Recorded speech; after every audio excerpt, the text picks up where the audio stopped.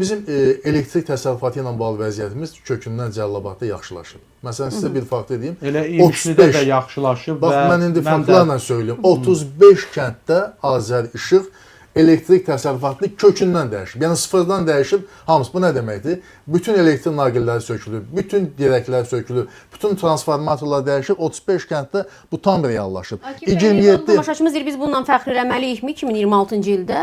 Belə bir göstərici. 27-ci ildə. Daha doğrusu 26-cı bu illər 26 kənd Cəlilabadda o köklü deməli elektrik təsərrüfatının yenilənməsi başa çatır.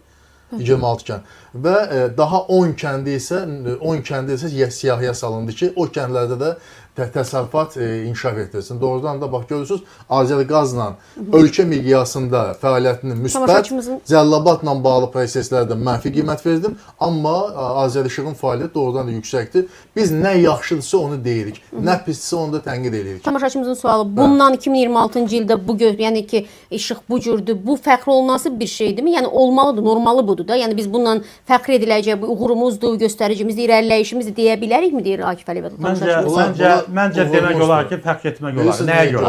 Nəyə görə?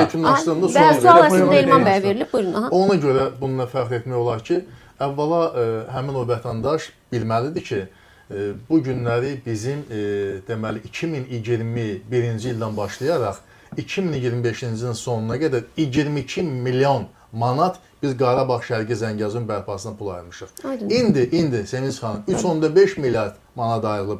2026-cı ilin sonuna qədər birinci dövlət proqramı ki, bərpa ilə bağlı, böyük qayıdışla bağlı 32 milyard manat gedəcək. İndi siz bir anlıq təsəvvür edin. 32 milyard manat vəsaiti biz görün həm sosial rifah məsələlərinə, işıq təsərrüfatına, qaz təsərrüfatına və digər sahələrə xərcləyə bilərdik və insanların rifahı daha da yaxşı ola bilər. Neyiniyək ki, düşmənimiz də bir cənab prezidentin təbir edilsə bir vəhşi qəbilə kimi özünü aparıb, daşı üstə qoymayıb, hər şey bir sıfırdan başlayır.